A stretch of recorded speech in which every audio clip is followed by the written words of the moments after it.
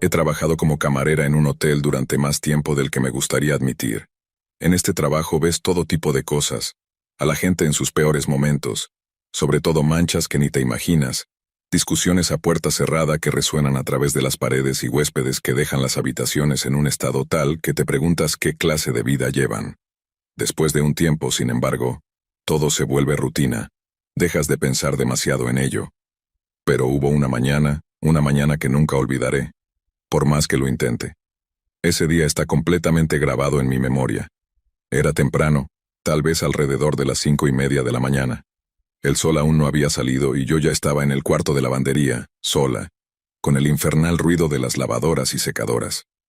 Era uno de esos turnos en los que el tiempo parece avanzar a paso de tortuga. Todo estaba tranquilo, demasiado tranquilo si soy honesta. Hay algo reconfortante en el ruido de un hotel cobrando vida. Todos los huéspedes haciendo el check-out, el distante retumbar de las ruedas de las maletas sobre las alfombras, las voces flotando por los pasillos. Pero esa mañana solo estaba yo y las máquinas, y parecía que no había nada más. Estaba doblando unas sábanas, apilándolas en montones ordenados para los carros, cuando lo escuché. Un sonido. Al principio leve, como si alguien arrastrara algo pesado por el pasillo. Me detuve y escuché. Extraño, demasiado temprano para que alguien estuviera saliendo, pero no sonaba como una maleta. Era más como un arrastrar descompasado, como si quien fuera no tuviera ningún sentido del ritmo. Pensé que tal vez uno de los recepcionistas del turno de noche había dejado algo en el pasillo otra vez, pero el sonido se detuvo casi tan pronto como comenzó. Lo dejé pasar y volví a doblar.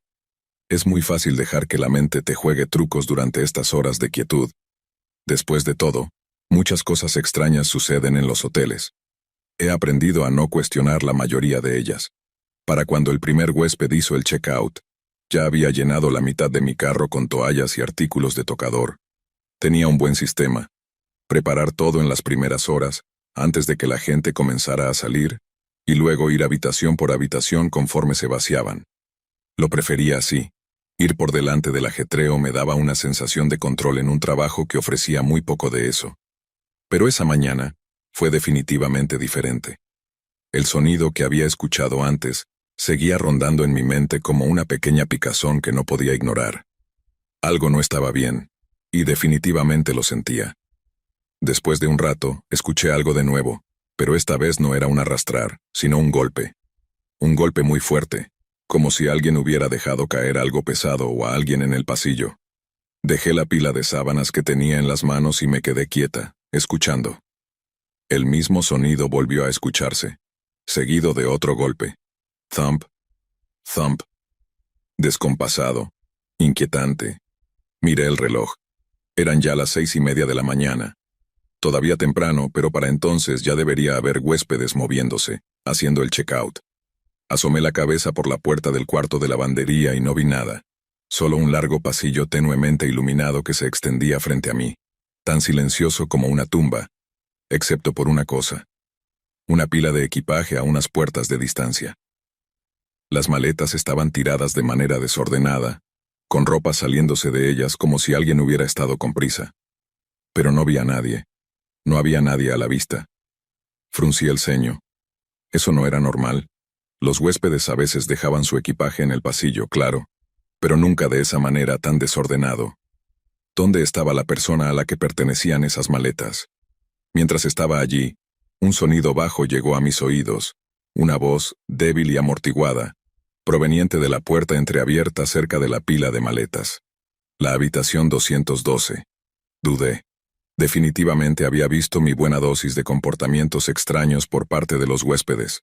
Borrachos, peleas, personas tan desorientadas que ni siquiera sabían dónde estaban. Pero esta vez, no lo sé. Algo en mí me hizo detenerme. Esa voz no sonaba bien. No podía entender lo que decía. Había algo extraño en su tono, como si la persona que hablaba estuviera luchando por formar frases coherentes. Contra mi mejor juicio me acerqué por el pasillo hacia la puerta entreabierta.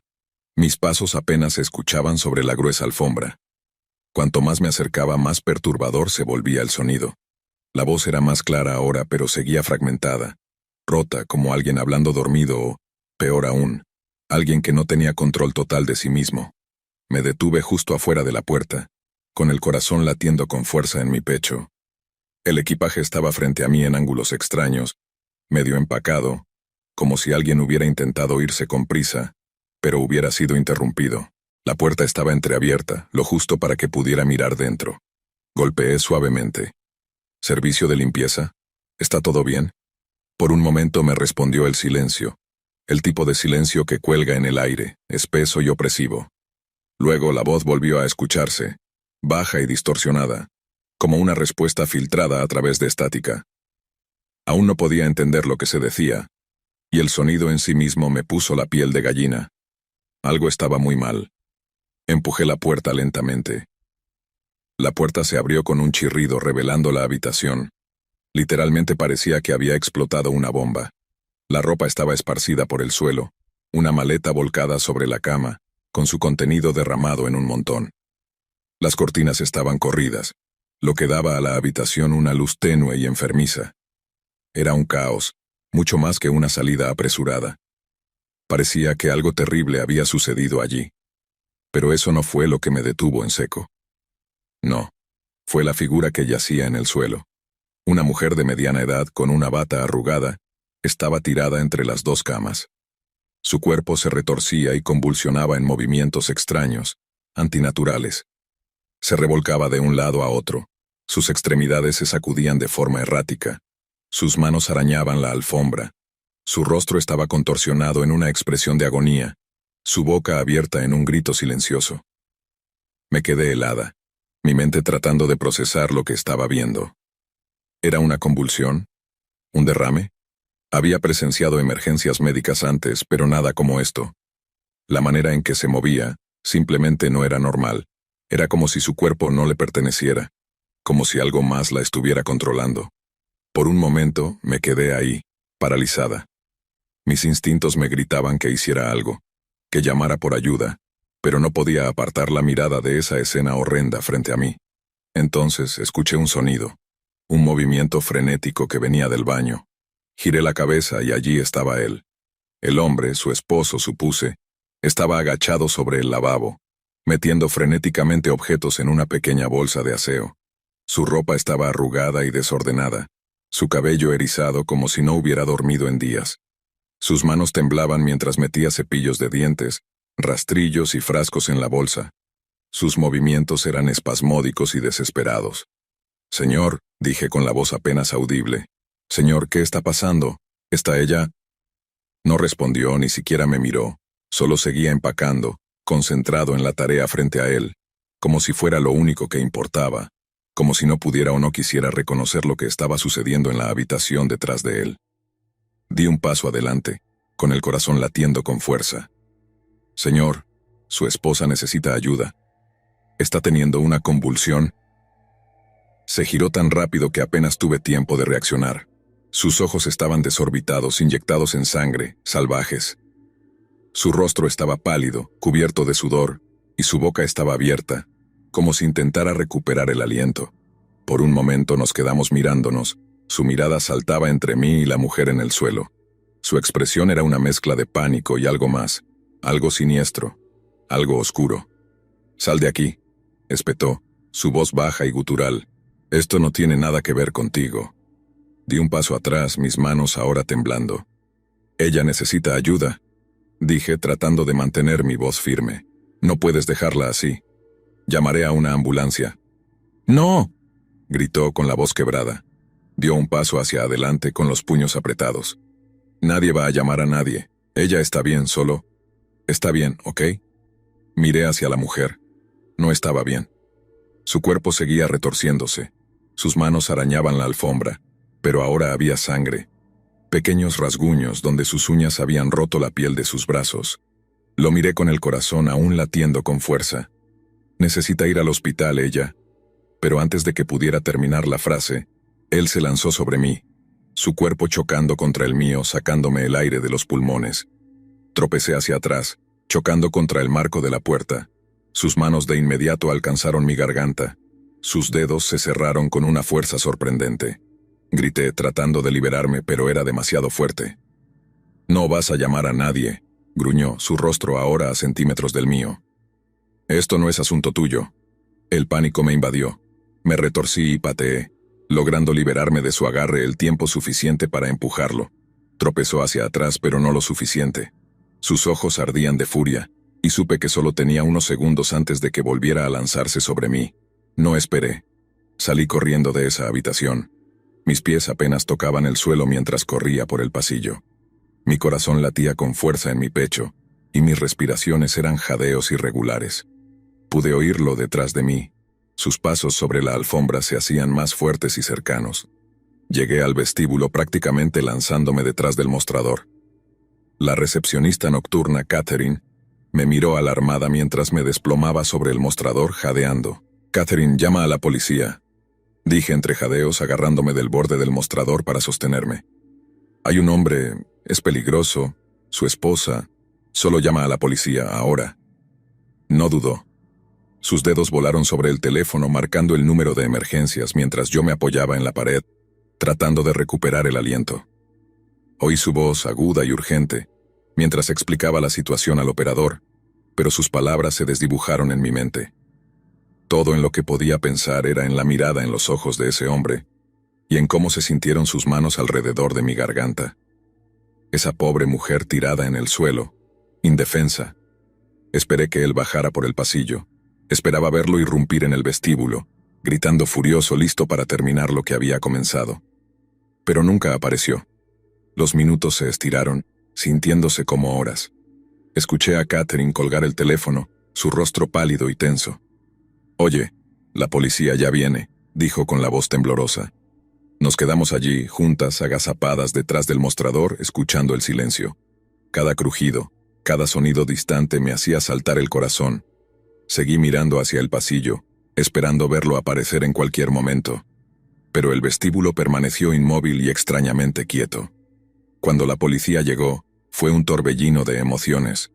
Oficiales uniformados, preguntas, luces intermitentes. Apenas me di cuenta de nada de eso. Les conté lo que había sucedido. Mi voz temblaba todo el tiempo. Mi mente daba vueltas mientras me escuchaban. Asintieron y luego se dirigieron por el pasillo hacia la habitación 212, con las armas desenfundadas. Catherine y yo nos quedamos allí esperando y observando. Los oficiales desaparecieron tras la esquina, y durante unos minutos agonizantes no hubo nada, solo silencio. Contuve la respiración, mi mente corriendo con 1000 posibilidades diferentes, cada una más aterradora que la anterior. Luego escuché el sonido de alguien gritando, uno de los oficiales, su voz aguda y autoritaria, seguido del sonido de un forcejeo. Todo terminó en segundos. Los gritos se hicieron más fuertes, seguidos por el sonido de pasos pesados que corrían por el pasillo.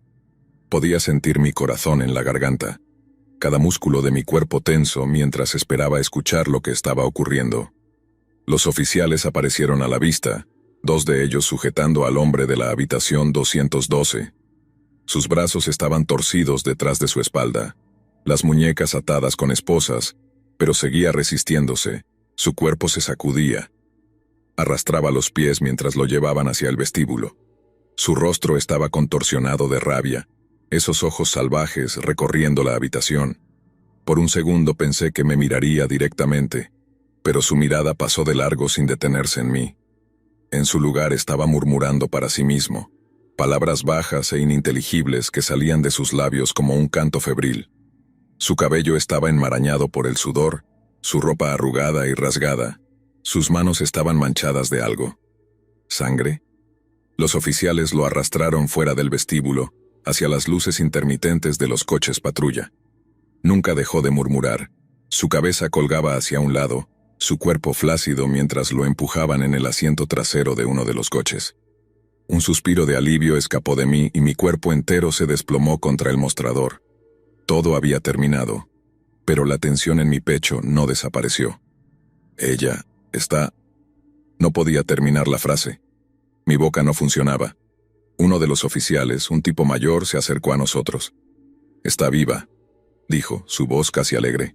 «Aunque apenas. Ha tenido una convulsión, parece. Dejaremos que los paramédicos la revisen». Asentí sin estar segura de si me sentía aliviada o simplemente horrorizada. «¿Y él?», pregunté. Los ojos del oficial se oscurecieron. «Está fuera de sí. Parece que perdió completamente la cabeza. Lo encontramos caminando de un lado a otro en la habitación, hablando solo.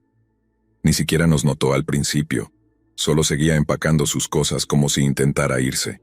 Sentí que el estómago se me revolvía. Podía imaginármelo, la mujer convulsionando en el suelo mientras su esposo empacaba frenéticamente, tratando de dejarla atrás, fingiendo que ella ni siquiera estaba allí. Dijo algo, susurré, más para mí misma que para el oficial. Dijo que esto no era asunto mío y que simplemente no podía dejarla allí. El oficial asintió. Hiciste lo correcto. Probablemente le salvaste la vida. Miré de nuevo hacia el pasillo. La puerta de la habitación 212 aún estaba entreabierta, oscura y silenciosa. Parecía una puerta como cualquier otra, pero ahora sabía mejor. Algo terrible había ocurrido en esa habitación, algo que había torcido la mente de un hombre y dejado a una mujer retorciéndose en el suelo medio muerta. No sé qué habría pasado si no hubiera entrado.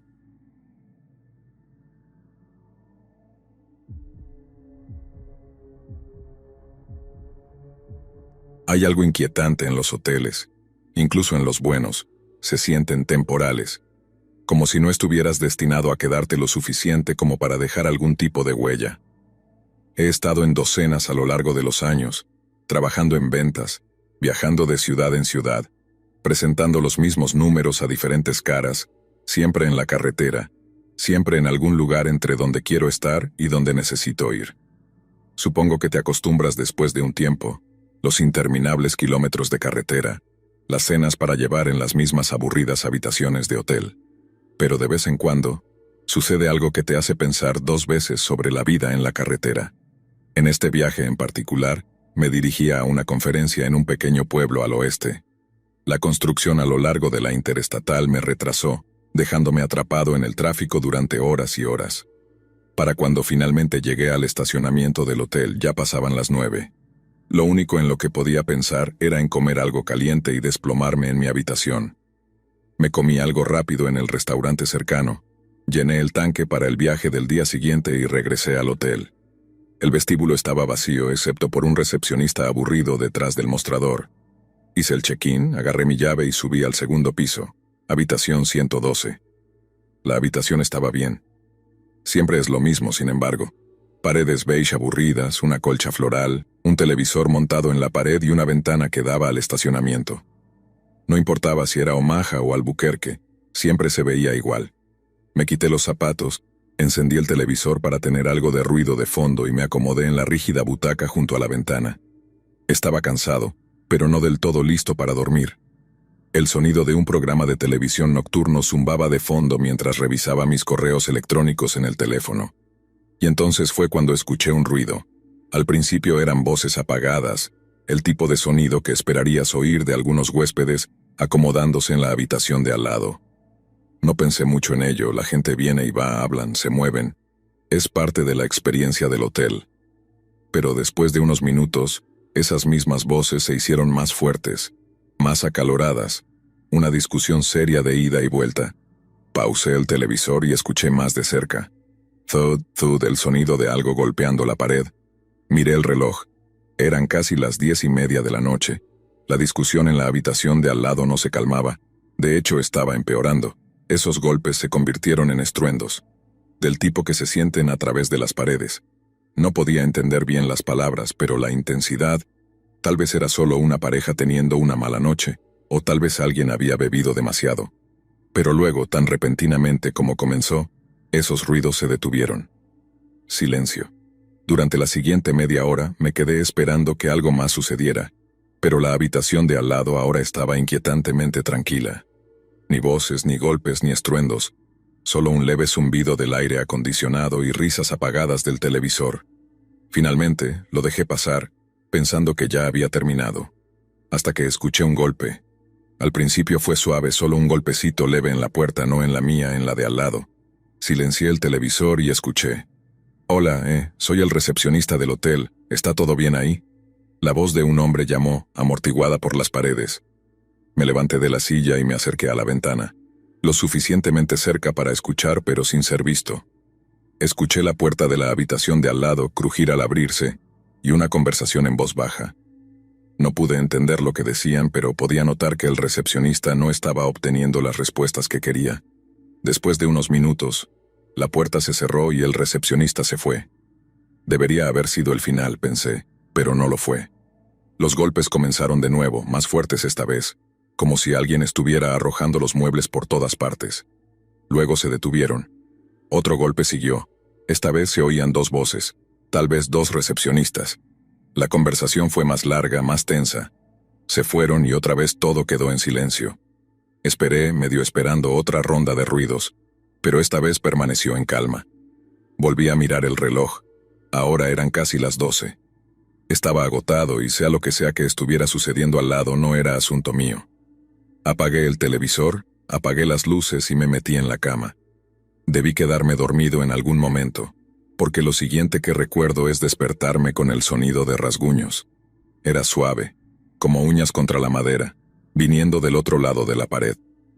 Abrí los ojos de golpe y por un segundo pensé que tal vez lo había imaginado. Entonces lo escuché de nuevo, lento y deliberado. Me senté en la cama, mi corazón latiendo rápido. ¿Qué demonios está pasando aquí? Alcé mi teléfono, listo para llamar a la recepción, pero los rasguños se detuvieron. Silencio otra vez. Tal vez, con suerte, finalmente se habían calmado. Pero entonces escuché susurros. Comenzaron bajos, como conversaciones susurradas, pero rápidamente se hicieron más fuertes y más frenéticos. Voces superpuestas, palabras apresuradas que no podía entender. No era inglés, no era nada que pudiera descifrar, solo un flujo de ruido urgente e incomprensible. Tiré las sábanas y agarré mi teléfono. Fue entonces cuando escuché pasos pesados, corriendo de un lado de la habitación al otro, y luego un golpe fuerte contra la pared, mi pared. Salté de la cama, con el corazón en la garganta. Esto no era una discusión normal. Alguien estaba en problemas. Mi pulgar flotaba sobre el botón de llamada del teléfono, y fue entonces cuando un grito resonó, un grito desgarrador pidiendo ayuda. No pensé, solo me moví. Agarré mi llave y corrí hacia la puerta, abriéndola de un tirón. El pasillo estaba vacío, tenuemente iluminado por las luces fluorescentes parpadeantes. Pero la puerta de al lado, la habitación 114, estaba entreabierta, lo suficiente como para que pudiera ver en la oscuridad interior. Antes de que pudiera reaccionar, la puerta se abrió de golpe y un hombre salió corriendo golpeándome con toda su fuerza. Tenía los ojos desorbitados, la cara pálida y sudorosa, con el cabello en todas direcciones. Me agarró, sus dedos clavándose en mi brazo. «Por favor, tienes que ayudarme, tienes que ayudarme». Jadeaba, su voz temblando. «Me están intentando matar. Me envenenaron. Lo juro, por favor, tienes que ayudarme». Me tambaleé hacia atrás, con el corazón martillando en mi pecho. Intentó entrar en mi habitación, sus manos temblando mientras se aferraba al marco de la puerta. «Vienen por mí, tienes que dejarme entrar. No puedo». Antes de que pudiera procesar lo que estaba pasando, 2 empleados del hotel aparecieron detrás de él agarrándolo por los brazos. Forcejeó, pateó y gritó mientras lo arrastraban por el pasillo. «No estoy loco, me envenenaron, me están intentando matar». Su voz resonaba en el pasillo vacío mientras lo arrastraban. Me quedé allí, congelado, viendo cómo lo llevaban por el pasillo, los gritos haciéndose cada vez más débiles hasta que desaparecieron por completo. Volví a mi habitación y cerré la puerta. Mis manos temblaban. Me quedé allí un largo rato solo mirando la puerta con el corazón todavía latiendo con fuerza. El pasillo ahora estaba en silencio otra vez. Parecía que el mundo se había detenido. Había terminado ahora, al menos eso creía. Los gritos del hombre se desvanecieron en la nada, pero el peso de sus palabras quedó en el aire como una especie de niebla espesa y húmeda. «Me están intentando matar». Su voz resonaba en mi cabeza una y otra vez. Sacudí la cabeza tratando de salir de ese estado. Esto no es mi problema. Fuera lo que fuera que pasó en la habitación de al lado, el personal del hotel ya lo había manejado. No tenía idea si realmente lo habían envenenado o si era solo un tipo loco con una borrachera. Pero de cualquier manera no iba a perder más sueño por eso. Cerré la puerta con llave, apagué la luz y me volví a meter en la cama.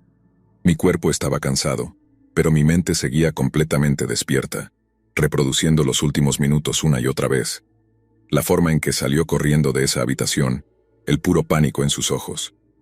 No era algo que pudiera olvidar fácilmente. Finalmente, diría que alrededor de las 2 de la mañana, el sueño me venció. Me quedé dormido y mis sueños fueron atormentados por fragmentos de los eventos de esa noche. Cuando llegó la mañana, casi no parecía real. Me desperté con la luz del sol entrando a través de las delgadas cortinas. La habitación se llenaba con ese olor estéril de hotel, productos de limpieza y alfombra vieja. Por un breve momento, pensé que todo había sido un sueño. Tal vez el estrés del viaje finalmente me había afectado.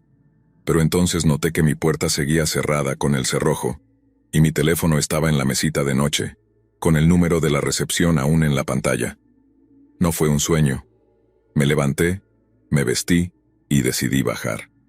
No estaba ansioso por quedarme, por razones obvias, pero necesitaba hacer el checkout, tomar un café y planear el resto del viaje. Las reuniones de negocios eran lo último que tenía en mente, pero aún tenía un trabajo que hacer. El vestíbulo estaba más ocupado de lo que esperaba. Un par de huéspedes estaban merodeando, hablando entre ellos en susurros. Algo andaba mal. La gente me miraba mientras me dirigía al mostrador de recepción, sus expresiones indescifrables. El recepcionista detrás del mostrador parecía cansado, con ojeras debajo de los ojos y el uniforme ligeramente arrugado. Aclaré mi garganta. Necesito hacer el checkout de la habitación 112. Asintió, tecleando algo en la computadora. ¿Todo bien con su estadía, señor?, preguntó. Dudé. Bueno, hubo un pequeño incidente anoche en la habitación de al lado. Sus manos se detuvieron en el teclado. ¿Habla de la habitación 114? Sí, un tipo empezó a golpear mi puerta diciendo que el personal lo había envenenado, que alguien intentaba matarlo. Gritaba pidiendo ayuda. Todavía puedo oír su voz. Ustedes se lo llevaron. ¿Qué pasó después de eso? El recepcionista intercambió rápidamente una mirada con otro empleado que estaba cerca. Bueno, hemos tenido algunos problemas con ese huésped, dijo lentamente. Llamó a la recepción varias veces anoche diciendo que había múltiples problemas en su habitación. Al principio solo eran cosas pequeñas. La cama estaba incómoda, el grifo tenía una fuga, pero luego escaló. Empezó a decir que la comida estaba envenenada, que el aire de su habitación no era seguro para respirar. Sí, definitivamente parecía completamente fuera de sí, añadí, como si no estuviera en su sano juicio. El recepcionista suspiró. Sí, no está bien. Creemos que estaba bajo el efecto de algo, tal vez algún tipo de droga. Es conocido por hacer este tipo de cosas en diferentes hoteles. Se registra, arma un escándalo, y luego intenta exigir una habitación gratis o algún otro tipo de compensación. Es una estafa que realiza. Bajó la voz. Tuvimos que llamar a la policía anoche. ¿Qué le pasó?, pregunté de repente, más curioso de lo que debería estar. Lo llevaron al hospital. Probablemente pasará la noche en la cárcel una vez que lo den de alta. El recepcionista luego miró por encima de mi hombro, sus ojos moviéndose nerviosamente hacia algo detrás de mí. Lo sentimos mucho por la molestia, señor. Podemos ofrecerle un desayuno si lo desea. Me giré para ver lo que estaba mirando. Un grupo de empleados del hotel estaban parados cerca del ascensor, todos hablando en voz baja. Uno de ellos era uno de los empleados que había forcejeado con ese hombre. Me miró a los ojos y me dio una sonrisa tensa, como si supiera algo que yo no. No es necesario, murmuré, aún incómodo. Solo quiero salir de aquí. Agarré mi recibo, lo metí en el bolsillo y me dirigí hacia la puerta. Mientras pasaba por delante de los empleados cerca del ascensor, escuché fragmentos de su conversación. Seguía diciendo que las paredes se movían. No pudimos calmarlo. Sí, realmente estaba perdiendo la cabeza. Pensaba que intentábamos envenenarlo. Aceleré el paso y salí al aire fresco de la mañana. El estacionamiento estaba vacío, salvo por un par de coches, y el sol apenas comenzaba a quemar la niebla de la mañana. Inhalé profundamente, el aire frío despejando rápidamente mi mente, pero una parte de mí seguía inquieta. Me dije a mí mismo que ya había terminado, finalmente, y que el tipo era un estafador, un drogadicto que había ido demasiado lejos. Mientras conducía por la carretera, mi mente seguía volviendo a la noche anterior. La forma en que golpeó la pared, la forma en que gritó pidiendo ayuda, la forma en que sus ojos me miraron cuando dijo que intentaban matarlo. Debería haberme sentido aliviado de que todo hubiera terminado, de que él se hubiera ido. Pero algo no me cuadraba. La forma en que el personal manejó la situación, las miradas extrañas, las miradas nerviosas. Era casi como si estuvieran acostumbrados a ello. Y luego esos rasguños, los susurros, los pasos pesados. Lo que sea que haya pasado en la habitación 114, fue más que un simple estafador drogado buscando una habitación gratis. Había algo raro, algo mal en ese lugar que no podía explicar, y definitivamente no iba a quedarme otra noche para averiguar qué era.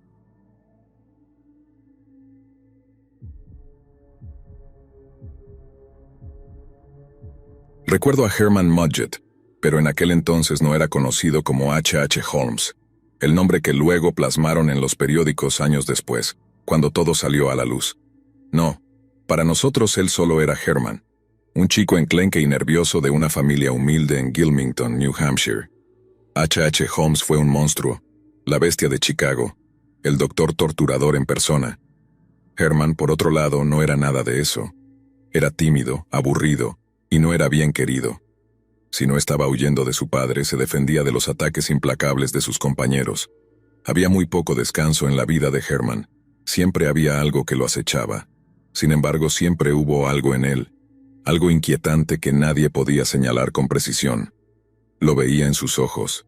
Tenía una manera nerviosa de comportarse, siempre moviéndose, siempre pareciendo esperar algo. Y cuando no se movía, era peor. Era cuando su verdadera naturaleza se asomaba detrás de esos ojos pálidos y sin vida. Incluso de niño, Herman tenía la apariencia de alguien que quería hacer algo malo, algo que sabía que no debía hacer. A veces se sentaba tan quieto que jurarías que había dejado de respirar, deslizándose lentamente en algún tipo de coma. ¿Qué podía estar pensando una persona para quedarse sentada como una estatua? Siempre nos daba escalofríos. La familia Mudgett tenía sus raíces en el área, buenos y fuertes descendientes de ingleses, en su mayoría granjeros, gente trabajadora. El padre de Herman, Levy, era un metodista estricto. Lo recuerdo como un hombre imponente, un bebedor empedernido que sostenía sus creencias como un martillo, siempre listo para golpear. Levy era un hombre duro con quien vivir.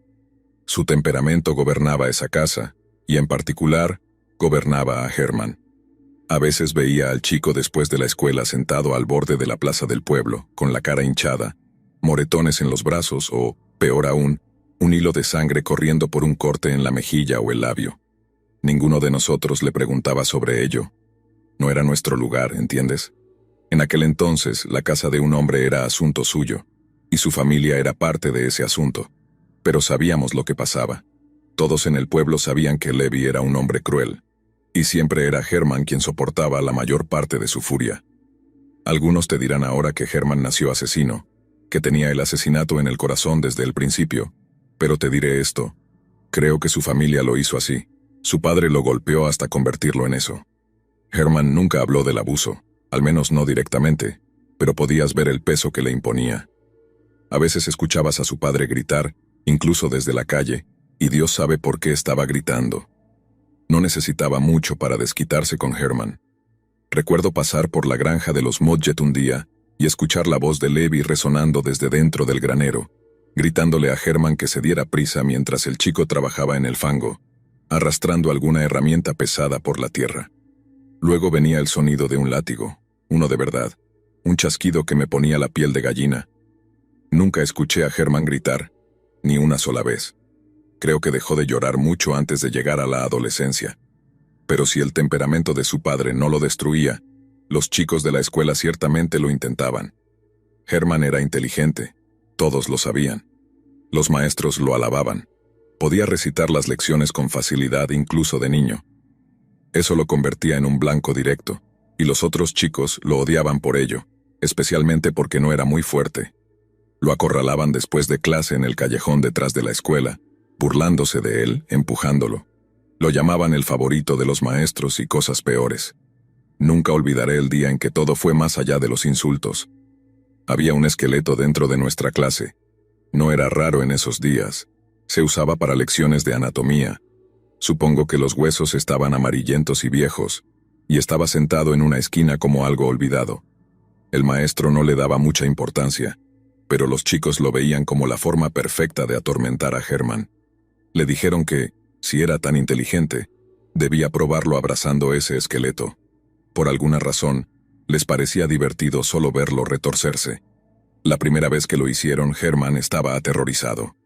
Lloró, les suplicó que no lo hicieran tocarlo, pero lo sujetaron allí, obligando sus manos a rodear esos huesos quebradizos, riéndose de su miedo.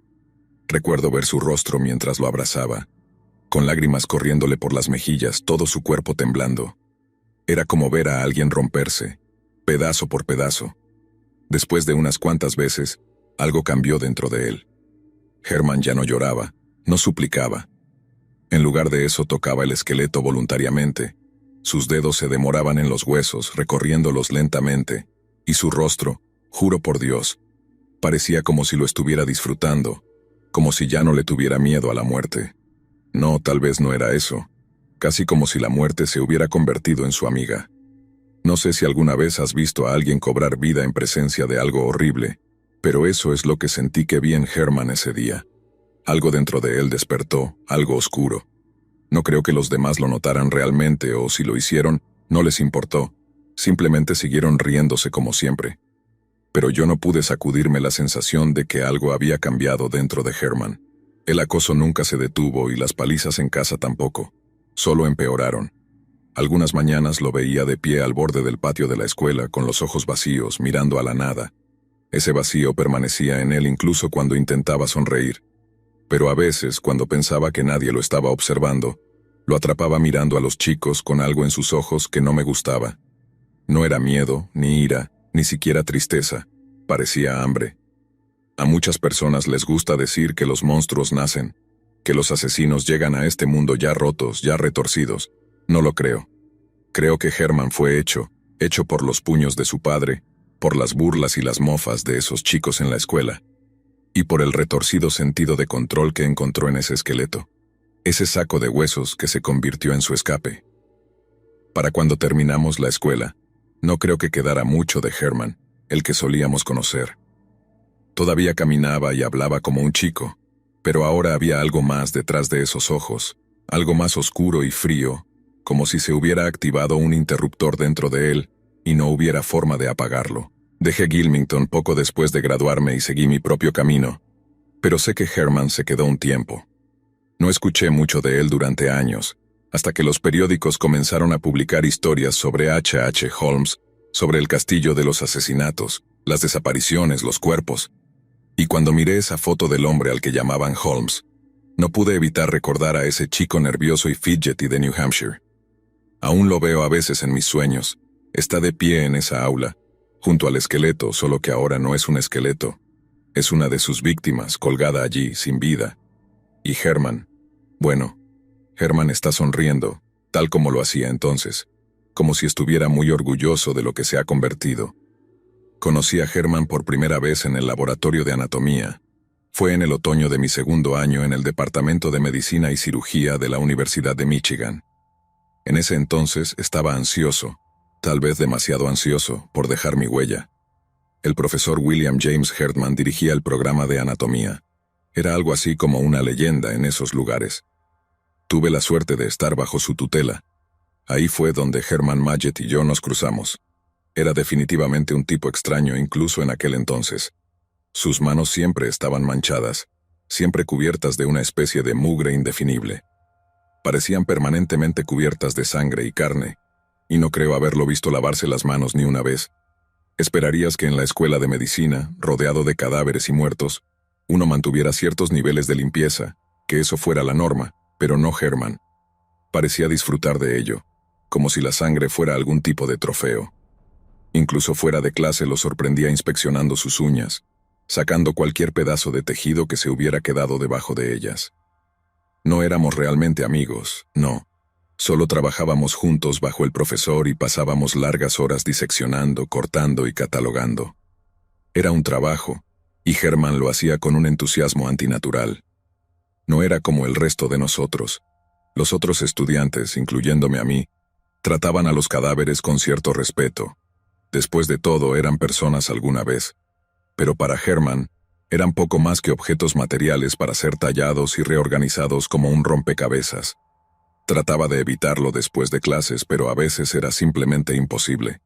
Nos encontrábamos solos en el laboratorio, el olor a formaldehído colgando espeso en el aire, los cadáveres cubiertos con esas sábanas blancas manchadas, como fantasmas esperando despertar. Hermann se quedaba después de clase merodeando sobre los cuerpos, sus dedos trazando las incisiones con una especie de alegría.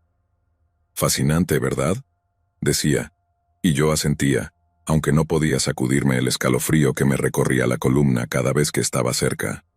Fue durante una de esas sesiones después de clases que las cosas empezaron a descontrolarse. El profesor Hermann nos reunió a todos en el laboratorio una noche, solo un puñado de estudiantes, y explicó el problema. Teníamos demasiados estudiantes y no suficientes cadáveres. La demanda había crecido más allá de lo que el departamento de anatomía podía suministrar.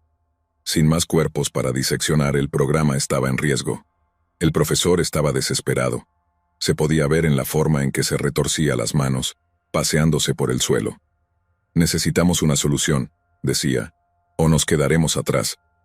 Las sugerencias llegaron rápidamente. Algunos estudiantes sugirieron que usáramos cadáveres de animales, cerdos o cabras, pero eso no sería suficiente para los estudios médicos.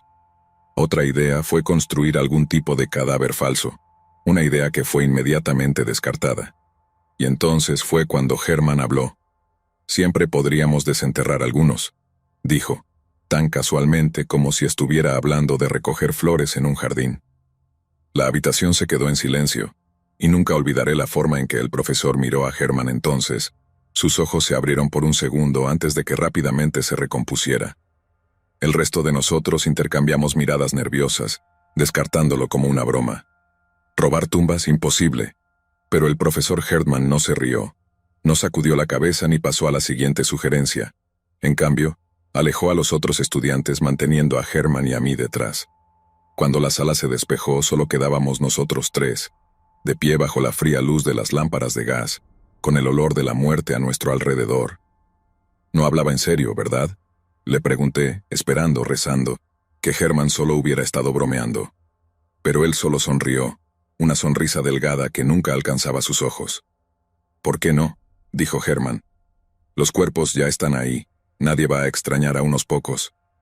El profesor no dijo una palabra al principio, pero pude ver los engranajes girando en su cabeza. Era una locura, por supuesto, pero la desesperación tiene una forma de hacer que los hombres hagan cosas locas. Y la verdad era que el departamento necesitaba más cuerpos. Sin ellos, los estudiantes no podían aprender. Sin aprendizaje, la universidad sufriría. Comenzó con solo uno, una prueba si se quiere. El profesor Hermann exploró un cementerio lo suficientemente lejos de la ciudad para que nadie sospechara de cuerpos faltantes, pero lo suficientemente cerca para que el viaje fuera manejable. Nos envió a Hermann y a mí a desenterrarlo una noche fría. El aire era tan helado que nuestro aliento salía en nubes visibles. No quería estar allí, no quería tener nada que ver con eso, pero Hermann tenía una forma de arrastrar a las personas a sus planes. Y además, tenía miedo, no de ser atrapado, sino de Hermann mismo. Se encargó de la tarea con una facilidad inquietante, mientras yo me ocupaba de la pala, con el peso del acto presionando sobre mí. Él trabajaba como si hubiera nacido para ello, cortando la tierra como si no fuera nada. Cuando finalmente desenterramos el ataúd, se arrodilló junto a él con las manos temblando, no de miedo, sino de emoción. Lo observé en silencio atónito mientras levantaba la tapa y miraba el cadáver en su interior, su rostro bañado por la luz pálida de la luna. «Es perfecta», susurró como si hablara con una amante por primera vez. Me di cuenta de que Hermann no solo veía a los cuerpos como herramientas, los veía como algo más, algo íntimo. El primer cuerpo fue el más difícil, pero no tardaron en llegar los demás. Lo que comenzó como una solución única se convirtió rápidamente en una conspiración en toda regla. El profesor Hermann se mantuvo en silencio, por supuesto, pero no nos detuvo. De hecho, lo alentó. Necesitaba los cadáveres para mantener el programa en marcha, y nosotros los proporcionábamos. Pero era Hermann quien realmente prosperaba en la oscuridad.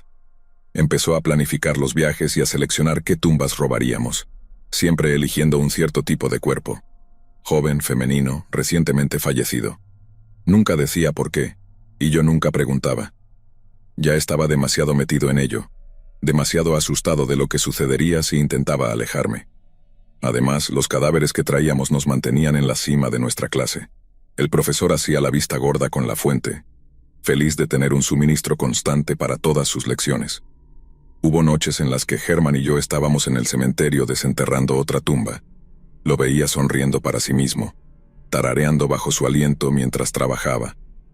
En ese momento no lo entendía, pero ahora todo tiene sentido. Herman nunca era más feliz que cuando estaba manejando un cuerpo. Cuanto más frío y fresco, mejor. Había algo en la quietud de la muerte que lo calmaba, lo tranquilizaba de maneras que nada más podía. Empecé a distanciarme después de un tiempo, poniendo excusas para no unirme a esos viajes nocturnos, fingiendo tener otras obligaciones. Herman nunca parecía molesto. No me necesitaba.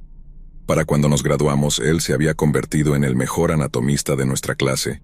Su habilidad con el bisturí era insuperable por nadie más. Pero no era talento, era pura obsesión. Y sabía en el fondo que su hambre por los cuerpos no se detendría con la escuela de medicina. Años más tarde, cuando leí sobre H.H. Holmes en los periódicos, no me sorprendió. Las desapariciones, los asesinatos, los cuerpos encontrados en su supuesto castillo de asesinatos, todo tenía sentido para mí. Herman había estado perfeccionando su arte durante años. Todos habíamos sido ciegos a ello, o tal vez simplemente no queríamos ver lo que estaba justo frente a nosotros. Mirando hacia atrás, me doy cuenta de que los cadáveres que robamos fueron solo el comienzo, eran práctica. Herman se estaba preparando para algo más grande, algo mucho más aterrador. Y aunque el mundo lo recordará como H.H. Holmes, yo siempre lo conoceré como Herman Mudgett, estudiante de medicina y el hombre que amaba la muerte, solo un poco demasiado. Solía conocer a un hombre llamado Dr. Henry H. Holmes, aunque en aquel entonces simplemente lo llamábamos Henry. Yo tenía mi tienda en el mismo distrito de Chicago donde él primero construyó su pequeño imperio. Para la mayoría de nosotros era un tipo sin pretensiones, pero ambicioso. Diría que incluso lo respetábamos, al menos al principio. El hombre trabajaba incansablemente en la farmacia de la avenida Wallace. Pasaba horas detrás del mostrador mezclando medicinas y atendiendo a los clientes con esa sonrisa educada suya. No pasó mucho tiempo antes de que comprara el edificio y el negocio, y podías verlo prácticamente brillar de orgullo cuando hablaba de todos sus planes. Al principio solo era la tienda, pero luego Henry hizo algo que captó la atención de todos. Compró el terreno al otro lado de la calle. Recuerdo el día que empezó la construcción. Podías escuchar los martillos y sierras desde 1,5 kilómetros de distancia, resonando por las calles como si la ciudad misma se estuviera construyendo desde cero. Fue entonces cuando las cosas comenzaron a cambiar. Los murmullos comenzaron. La gente empezó a hablar de cómo Henry no pagaba a sus equipos de construcción, de cómo había tomado préstamos para muebles y accesorios, pero no había pagado ni un centavo por ellos. Decían que estaba hasta el cuello en deudas y que no pasaría mucho tiempo antes de que se ahogara en ellas. Aún así, él parecía tranquilo, confiado incluso.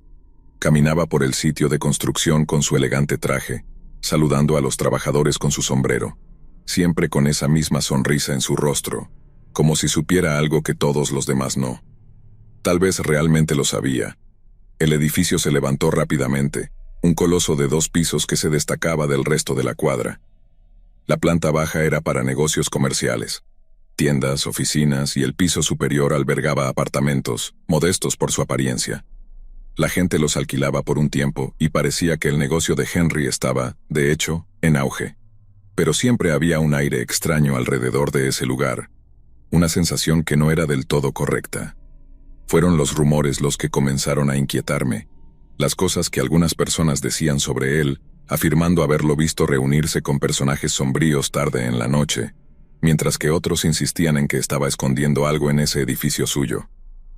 Diría que el rumor más popular era que nunca había pagado sus deudas, que estaba al borde del colapso, y sin embargo, Henry seguía construyendo. Luego llegó el día en que los periódicos explotaron con la noticia, y nunca olvidaré los titulares. Dr. Holmes arrestado por asesinato y fraude. No podíamos creerlo. Henry, ¿un asesino? Al principio no tenía sentido, pero cuanto más leía más se hundía. Había estado involucrado en un esquema tan enredado con asesinatos, secuestros y fraudes que era difícil comprenderlo del todo. La historia comenzó en Filadelfia, donde Henry aparentemente había matado a un hombre bajo el disfraz de suicidio para cobrar una póliza de seguro de vida. El pago fue para la viuda del hombre. Y luego, esta era la parte que me aterraba, Henry había secuestrado a sus hijos y luego había huido a Canadá. La noticia sacudió al vecindario como un tren de carga. Todos habíamos conocido a Henry, o al menos eso creíamos. ¿No era un hombre de negocios respetable? Pero ahora la gente comenzó a mirarlo a él y a su negocio con otros ojos. Comenzamos a hacer preguntas. ¿Qué más había estado ocultando? Y luego estaba ese castillo. Ese maldito castillo. Verás, poco antes de que los periódicos sacaran la historia, Henry había añadido un tercer piso a su edificio. Había estado hablando de ello durante meses, diciendo que era en anticipación de la Exposición Mundial Colombina. Es el momento perfecto, decía. La gente vendrá de todo el mundo y necesitarán un lugar donde quedarse. Planeaba alquilar las habitaciones a un precio premium. Parecía un movimiento de negocios brillante, hasta que comenzaron los rumores de nuevo. Esta vez, las historias eran salvajes. La gente afirmaba que todo el edificio era un castillo de asesinatos, diseñado específicamente para matar a sus ocupantes de las formas más horribles imaginables. Decían que los pasillos eran un laberinto de callejones sin salida, ventanas falsas, cámaras de gas, habitaciones ocultas, incluso trampillas. Cada conversación en el distrito zumbaba con especulaciones. Gente que nunca había puesto un pie dentro del castillo hablaba con absoluta certeza sobre los horrores que ocultaba. Todavía recuerdo la noche en que me paré afuera de esa imponente estructura, mirando hacia sus ventanas oscuras, escuchando el viento silbar por los callejones. Desde afuera, parecía tan inocente, solo otro edificio en una ciudad bulliciosa. Pero ahora, con todos esos rumores girando, parecía más un sepulcro, un lugar donde la gente entraba pero nunca salía. Hubo algunos murmullos de que Henry había construido esos pasadizos secretos para poder colarse en las habitaciones sin ser visto, que había equipado ciertas cámaras con sistemas elaborados de gas para asfixiar a sus víctimas mientras dormían. Lo peor de todo era que nadie podía decir con certeza si era verdad o no. Todo era conjetura, rumor, pero el miedo en las voces de la gente, la forma en que hablaban de él como si fuera algún tipo de demonio, me atormentó durante semanas.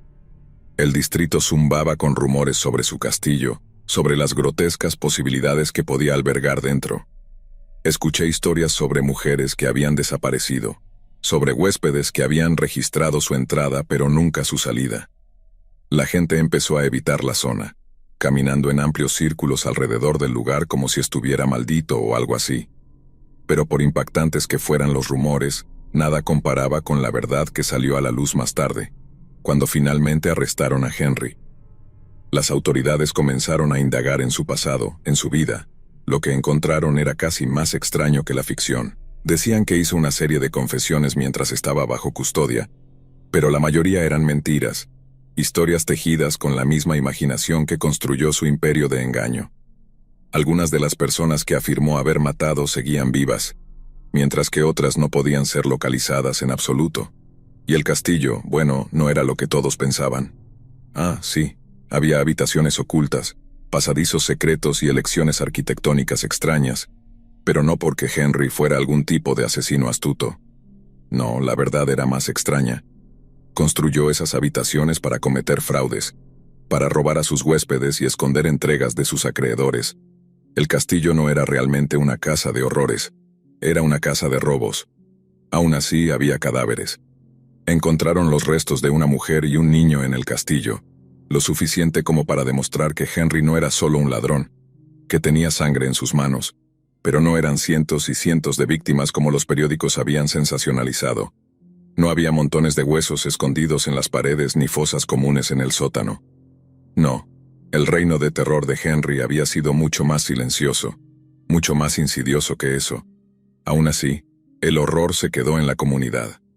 No podíamos sacudirnos la imagen de Henry como un asesino, un hombre que nos había engañado a todos haciéndonos creer que solo era otro hombre de negocios.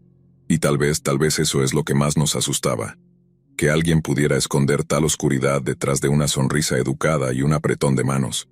Años después, cuando pienso en esos días, no es el castillo o los cuerpos lo que me persigue. Es el recuerdo del propio Henry, la forma en que se conducía con tanta facilidad, tanta confianza, incluso cuando las paredes se estaban cerrando a su alrededor. Esa sonrisa delgada, como si siempre hubiera sabido la verdad desde el principio. Los monstruos no siempre acechan en las sombras. A veces caminan entre nosotros a plena luz del día, y hasta pueden desearnos buenos días.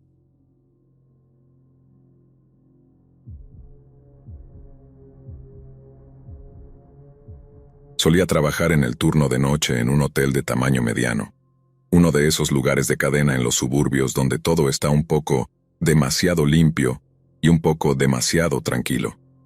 Probablemente conoces el tipo. Junto a una carretera principal, lo suficientemente lejos de la ciudad como para atraer a personas que no querían pagar los precios del centro. El tipo de lugar donde realmente no pasa nada, hasta que pasa. Y adivina quién tiene un asiento en primera fila. El pobre empleado que está de turno esa noche. Supongo que, siendo completamente honesto, realmente no era un mal trabajo, pero tampoco el mejor.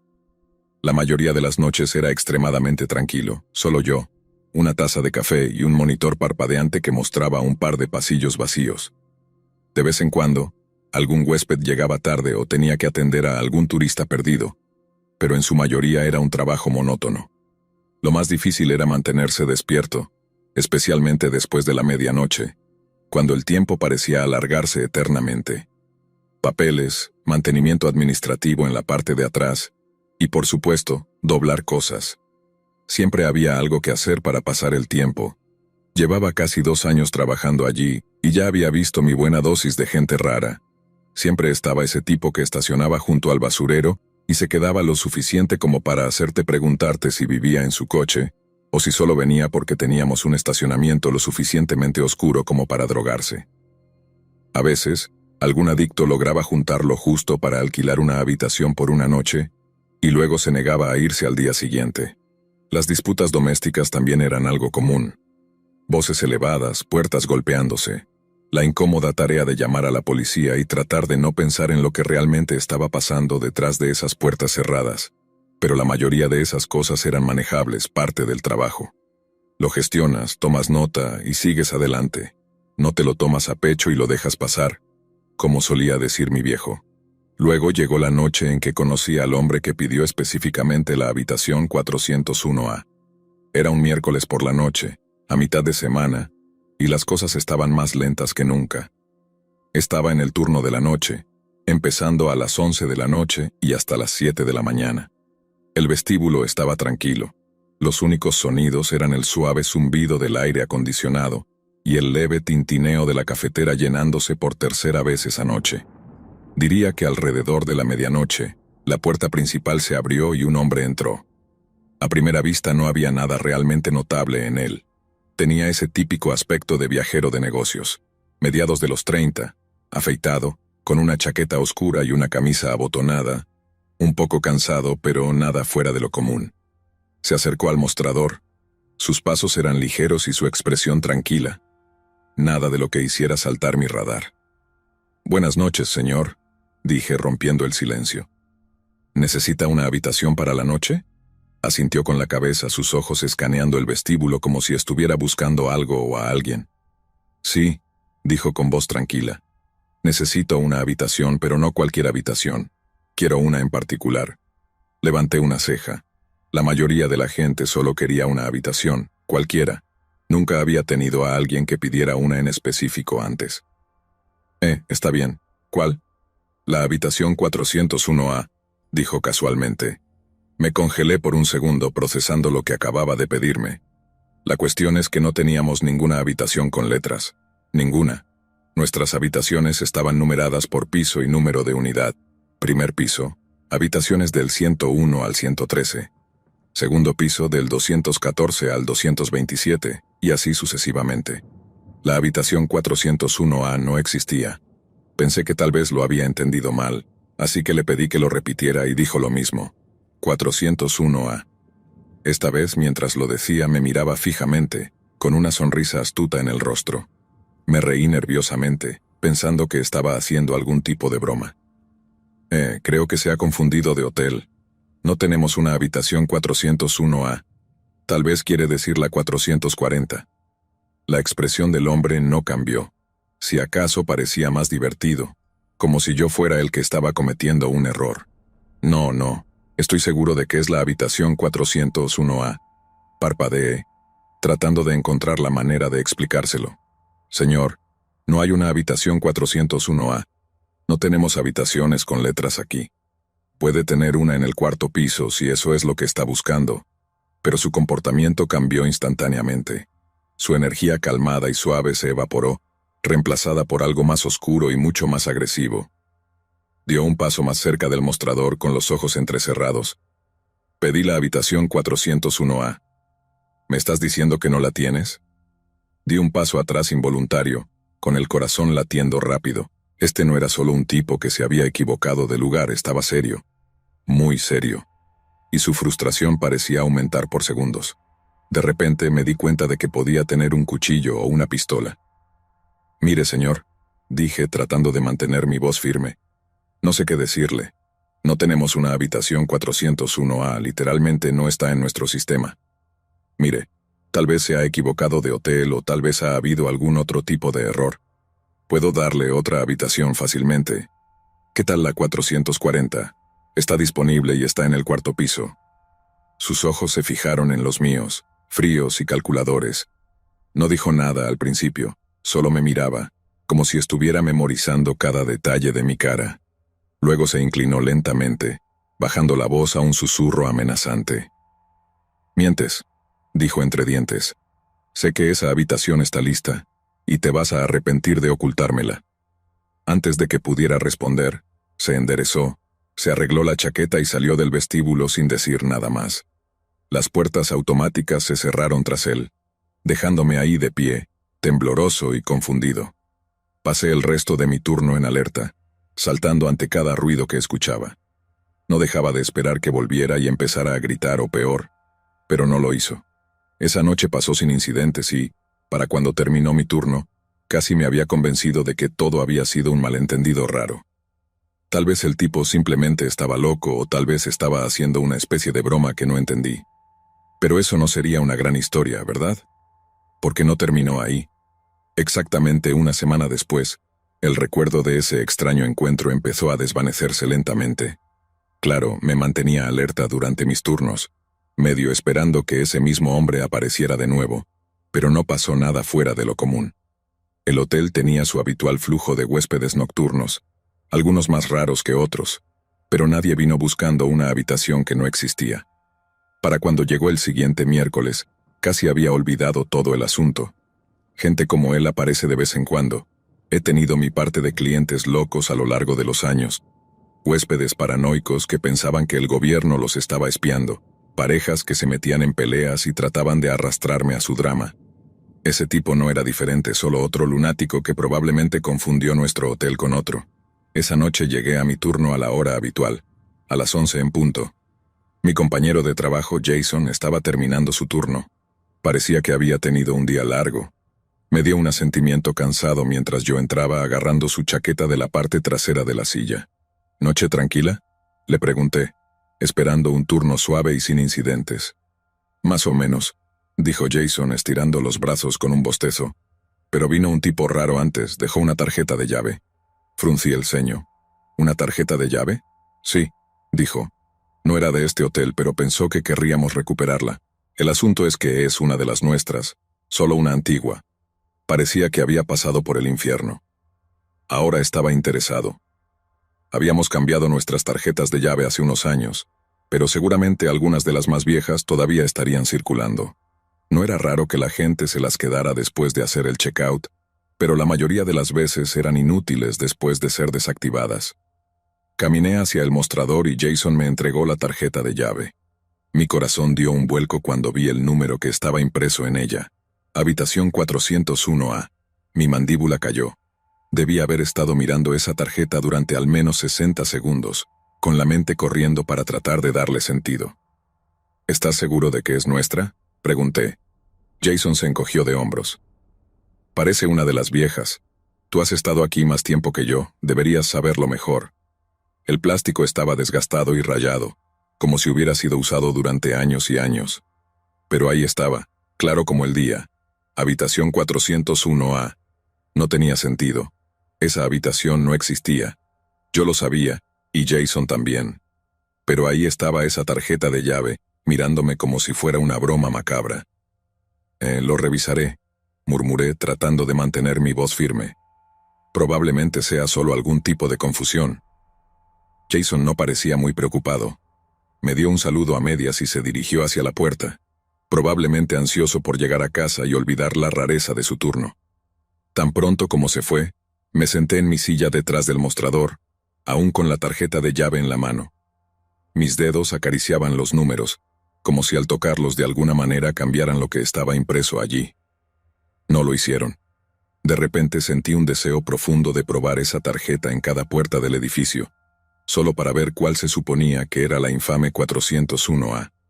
Miré el reloj. 11:30 de la noche. La noche se extendía ante mí, y por primera vez en mucho tiempo, no estaba seguro de querer estar ahí. Pasé la siguiente hora nervioso, cambiando canales en el televisor detrás de mi escritorio, tratando de distraerme. Pero no podía sacudirme la sensación de que algo estaba mal. Cada crujido del edificio, cada pequeño ruido del pasillo, me ponía tenso.